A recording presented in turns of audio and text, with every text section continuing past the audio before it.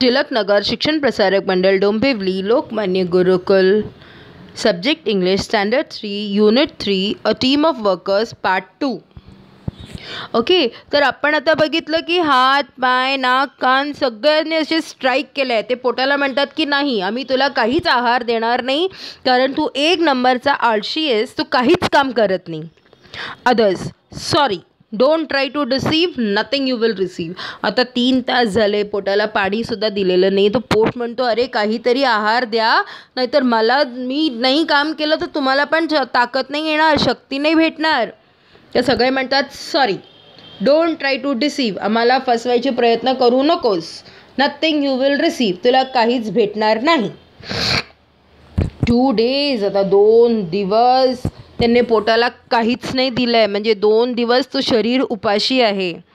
Okay, belly, how are you my friends. आता पोट विचारते, आता कसं वाटते तुम्हाला. Mouth, oh I feel so dry. 2 दिवस झाले त्याने पाणी पण नाही पिलं आहे. मग माउथला, तोंडाला कसं वाटेल, तोंड एकदम सुकं सुकं होईल की नाही, कोरडं पडेल की नाही.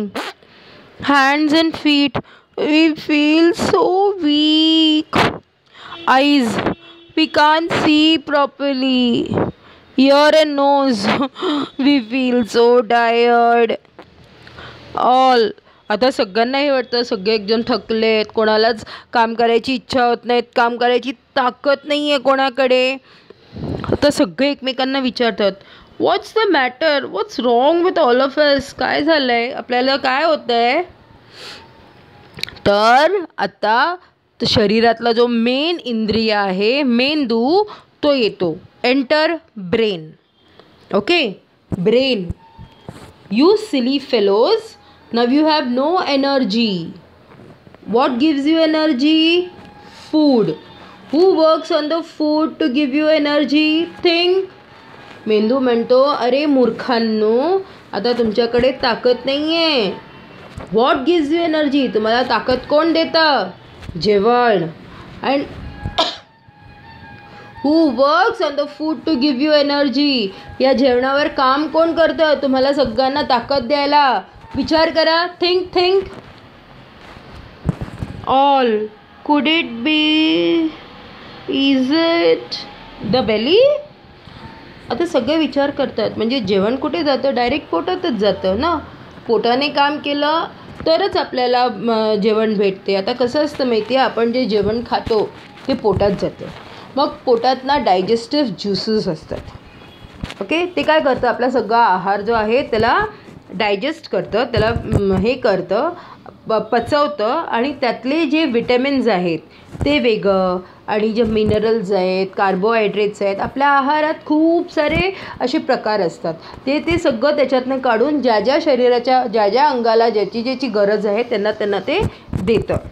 ओके, आणि म्हणून आपल्या हातांना पायांना वगैरे आपल्याला काम करता येतं. Otherwise we will not be able to work properly. Okay, तर सगळं असं विचार करतात, म्हणजे हा पोट आहे का, पोट आम्हाला ते सगळं ताकद देतं आहे का. Brain, yes, of course. Belly digests food and sends energy to all of you.